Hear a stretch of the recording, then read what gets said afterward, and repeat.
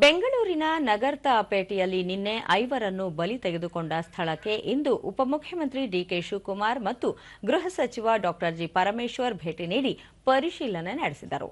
Bengaluru police ಆಯುಕ್ತ Seemant Kumar Singh, greater Bengaluru ಪ್ರಾಧಿಕಾರದ ಮುಖ್ಯ ಆಯುಕ್ತ ಮಹೇಶ್ವರ ರಾವ್ ಮತ್ತಿತರರು ಉಪಸ್ಥಿತರಿದ್ದರು.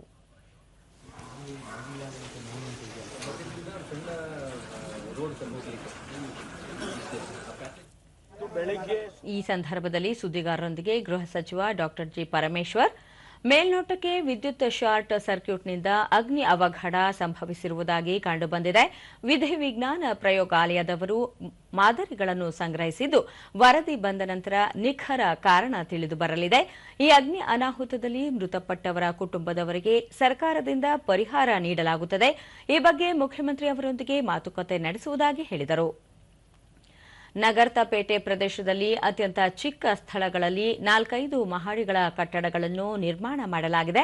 ಸಾವಿರಾರು ಕಟ್ಟಡಗಳು ಇದೇ ರೀತಿಯಲ್ಲಿ ನಿರ್ಮಾಣಗೊಂಡಿವೆ.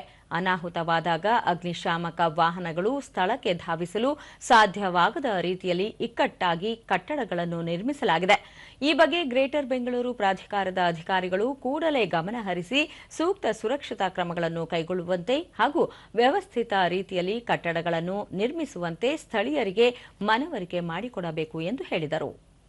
ಕಾರಣ ಏನು ಮತ್ತು ಯಾವ ರೀತಿ ಅವರೆಲ್ಲ ತೀರ್ಕೊಂಡಿದ್ದಾರೆ ಅಂತ ಇಲ್ಲಿ ಎಲ್ಲ ಬೇರೆ ಬೇರೆ ವಸ್ತುಗಳನ್ನ, ಪ್ಲಾಸ್ಟಿಕ್ ವಸ್ತುಗಳನ್ನ ಮತ್ತು ಬೇರೆ ಬೇರೆ ರಬ್ಬರ್ ಮ್ಯಾಟ್ಗಳು ಈ ರೀತಿ ಎಲ್ಲ ಸ್ಟೋರ್ ಮಾಡಿದ್ದು ಜಾಗ ಬಹಳ. ಇದೇ ವೇಳೆ ಧರ್ಮಸ್ಥಳದಲ್ಲಿ ನಡೆಯುತ್ತಿರುವ ಶವಶೋಧ ಕಾರ್ಯಾಚರಣೆ ಬಗ್ಗೆಯೂ ಮಾತನಾಡಿದ ಸಚಿವರು, 5 ಫ್ಲೋರ್ ಆ ರೀತಿ ಮಾಡಿದ್ದಾರೆ. ಬಹಳ ಸಾವಿರಾರು ಬಿಲ್ಡಿಂಗ್ಗಳು ಈ ರೀತಿ ಈ ಭಾಗದಲ್ಲಿ ಇದೆ. ಅದನ್ನು ನಮ್ಮ BBMPನವರು ಅದನ್ನು ನೋಡಬೇಕಾಗುತ್ತೆ. ಯಾಕೆಂದರೆ ಟ್ರೇಡ್ ಲೈಸೆನ್ಸ್ ಕೊಡೋರು ಅವರೇ.